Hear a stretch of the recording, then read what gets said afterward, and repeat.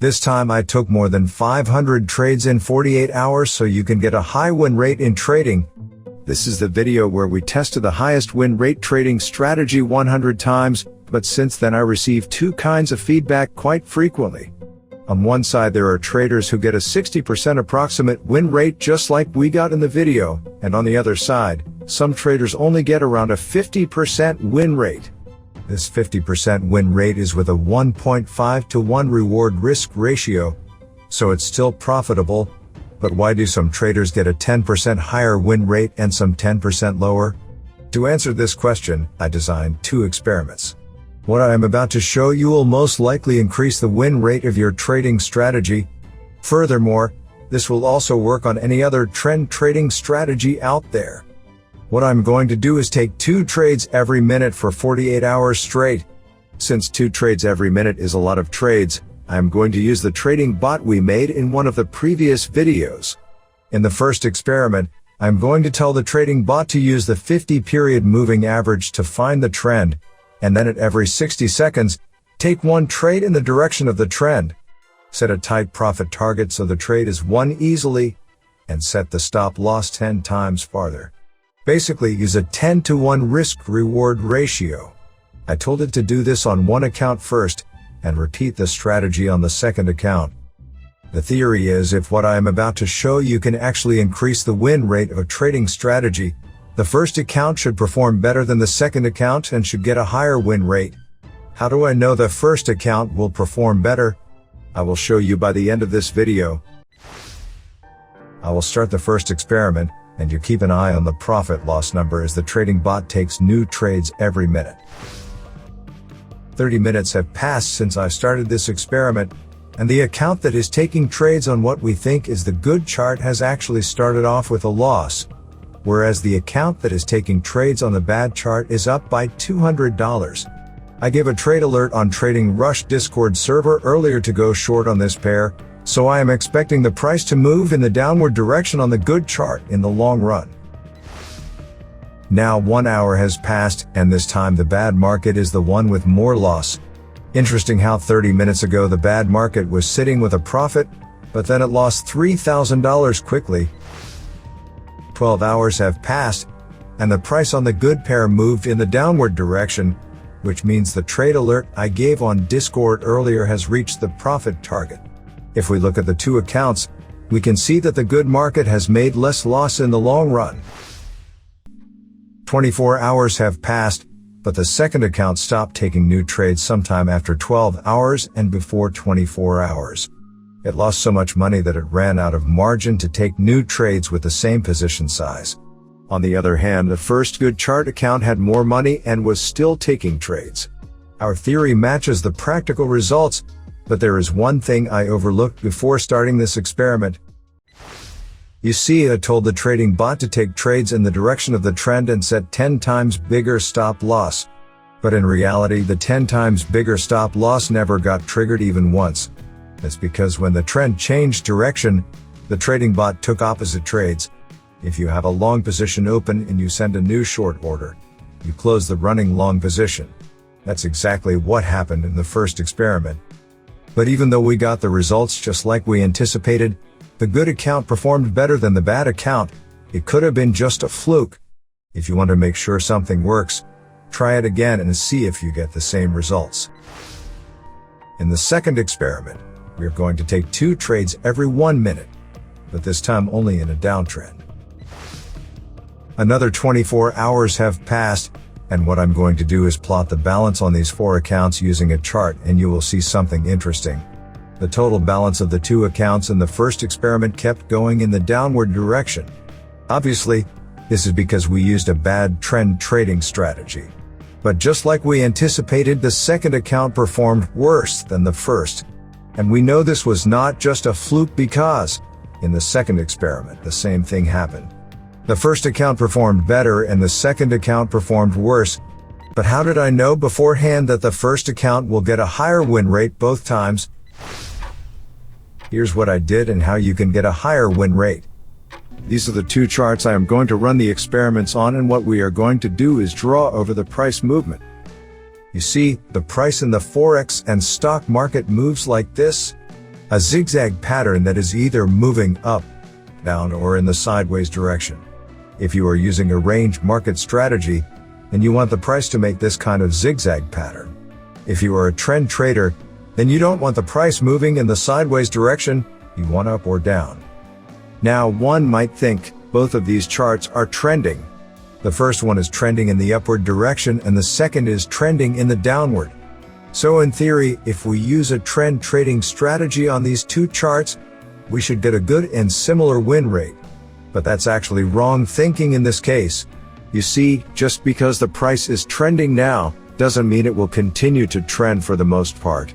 Most of the time the market is ranging and choppy. So instead of trading charts that are trending now, it is better to trade charts that will also trend for the most part in the future. How exactly do you find that? Before starting the experiment, to see if the chart has a higher probability of ranging or trending for the most part, I first opened the entry time frame.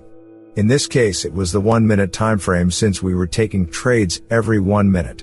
Then I checked what kind of zigzag pattern the price was making on the entry time frame and made sure the direction of the price movement is not sideways. And then I checked what kind of zigzag pattern is price making on the higher time frame. Till now, there was not much difference between the two charts on the entry time frame, but if we draw on the price movement on the higher time frame, you will see something interesting. The price movement on the two charts no longer looks similar. The zigzag pattern on the first chart still looks like it is moving in the up or down direction, but the zigzag pattern on the second chart is clearly moving in the sideways direction. The price has a higher probability of moving in the direction of the higher time frame trend. If the trend direction of the higher time frame, or in other words, if the long-term price movement direction is sideways, the price movement on the smaller time frame will also be sideways for the most part. If we go back to our entry time frame and look at the price movement between the start and end of our experiments, you will notice that the chart that had a one-sided zigzag pattern on the higher time frame also had a one-sided price movement on the smaller time frame for the most part. Whereas the chart that had a sideways movement on the higher time frame also had a sideways and choppy price movement for the most part. In the stock market, when the price moves in the upward direction, people say the bulls have control over the market. When the price moves in the downward direction, they say bears have control over the market. But when everyone has a mixed and no one-sided market view, the price stays flat as we see in the second chart. If there is no one-sided view, using directional strategies won't work that well. And as you can see, that's what happened in these two experiments. The chart where the higher time frame market view was flat got a lower win rate. In both of these experiments, the strategy didn't make money in the long run because it was not really a strategy, it was just random trades in the direction of the trend every 1 minute. Although these random trades showed us the data we were looking for, what I'm going to do in the third experiment is take the highest probability trades for 24 hours straight.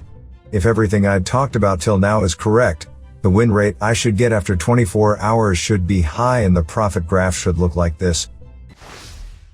To find trades more frequently, I'm going to use a smaller time frame like 5 minutes as the entry time frame, and then use a higher time frame like 30 minutes to see if the price movement is worth trading or not.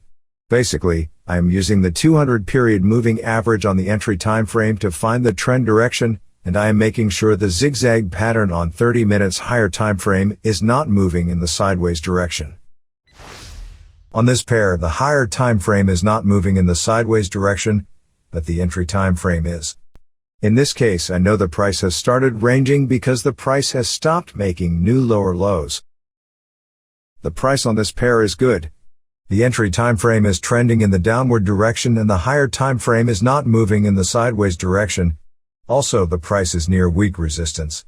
If you have seen the live trade analysis posts on Patreon or other videos on the channel, you know I also use the 200 moving average on the higher time frames as well. But to keep things simple in this experiment, I'm only using it on the entry time frame. Since this chart is good, I am going to take a short trade with a reward-risk ratio of 1. The trade will look something like this. On this pair, the price on the entry time frame is extremely good, but if you look at the higher time frame, you will see that it is not exactly moving in one direction. If the direction of the price movement is not one-sided, We don't want to use a directional strategy on it. There can be also situations like this, where the price on both entry and higher time frame is bad. The price is moving in the sideways direction on the entry time frame and has sudden big choppy moves on the higher time frame. This is not something we want. This chart is just like the previous one. The entry time frame is ranging and the higher time frame has sudden big moves. This chart is an interesting one. The price on the entry and higher time frame is moving in one direction, but the quality of the trades on this chart will be low. That's because the higher time frame is actually choppy. A good clean price movement looks like this, but on this chart, the price movement is like this. On these kinds of charts, the probability of losing the trade increases, because when the price moves like this, the indicators become less reliable. Even if you don't use an indicator to take trades, the chances of your stop loss getting triggered because of these choppy price movements are higher. So I am going to avoid this chart even though the entry time frame pullback looks like a good discount. Nothing is happening on this pair. The higher time frame is ranging and the entry time frame is not in a good trend. This chart is interesting. The price on the higher time frame is moving in the upward direction. It is not exactly a good trend, but it is better than a ranging market. But on the entry time frame, the price is moving in the sideways direction. Looks like the price broke below the 200 period moving average.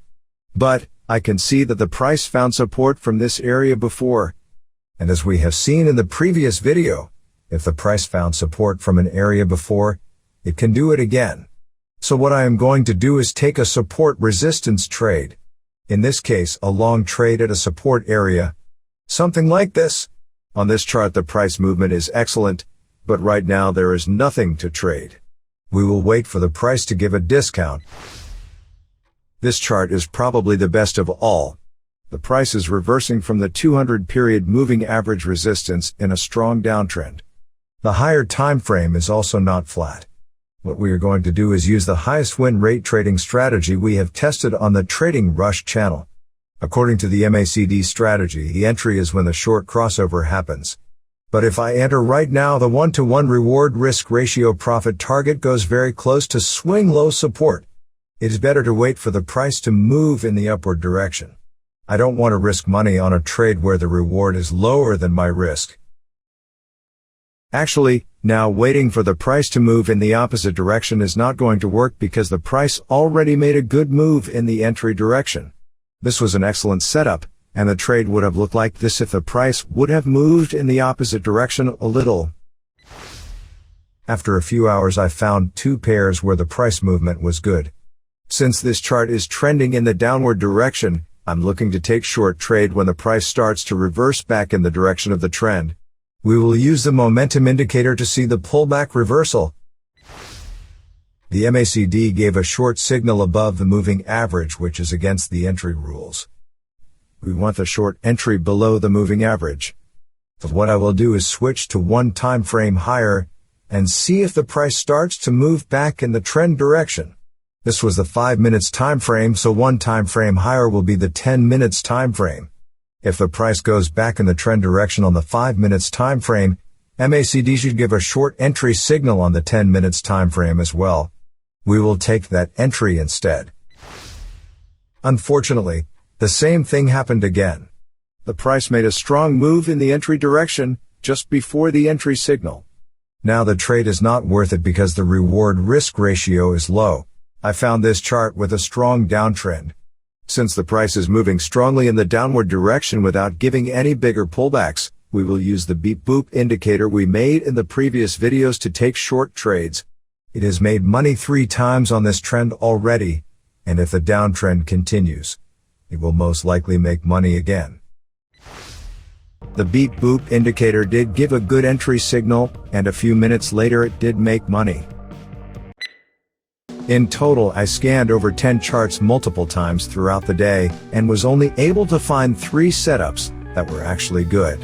We were only able to find 3 good setups because there was not much to trade in the first place.